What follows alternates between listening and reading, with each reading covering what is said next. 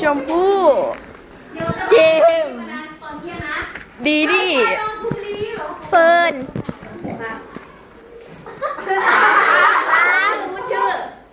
อามเฟสอามแมมแมมขวัญอะตอม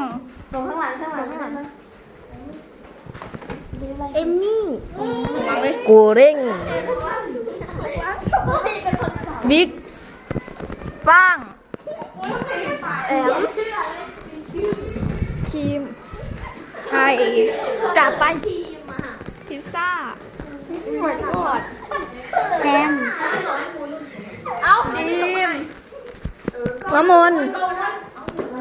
นุ่นพีทสิงห์ดงพีท